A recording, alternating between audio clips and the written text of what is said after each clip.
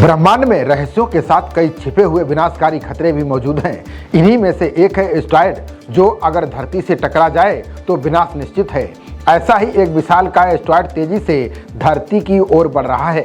कुतुब मीनार से भी लगभग 9 गुना बड़े इस एस्टेरॉयड को लेकर वैज्ञानिकों ने चेतावनी जारी की है। अमेरिकी अंतरिक्ष एजेंसी नासा के जेट प्रोपल्सन लेबोरेटरीज ने एक खतरनाक एस्टेरॉयड का पता लगाया है। इस एस्टेरॉयड का नाम BO5 है।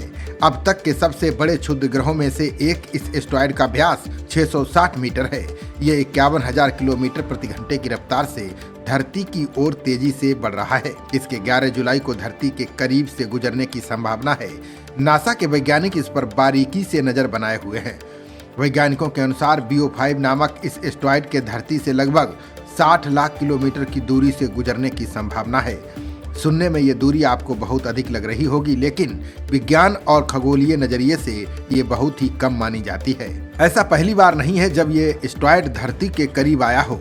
इससे पहले भी ये 1988 में धरती के करीब से गुजर चुका है। इस बार धरती के बगल से गुजरने के बाद इसके 2062 से पहले पृथ्वी के नजदीक आने की उम्मीद नहीं है। BO5 नाम का ये एस्टेरॉयड फिलहाल धरती से काफी दूरी से निकलेगा, इसलिए धरती पर इसका कोई खास असर पड़ने की उम्मीद नहीं है।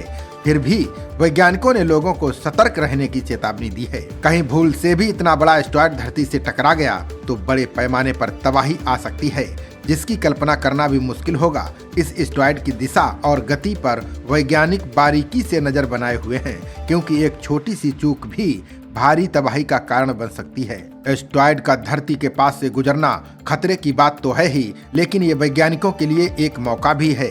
ऐसी दुर्लभ घटनाएं वैज्ञानिकों और शोधकर्ताओं को महत्वपूर्ण डेटा और जानकारियां दे सकती हैं। इससे खगोलीय पिंड और उनकी गतिविधियों को अच्छे से समझने का मौका मिलता है।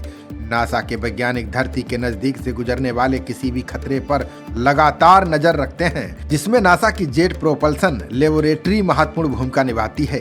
करोड़ों साल पहले विशाल एस्टेरॉयड के टकराने से ही डायनासोर का अंत हुआ था। खबरों का सिलसिला जारी रहेगा। देखते रहिए जनप्रवाद। नमस्कार।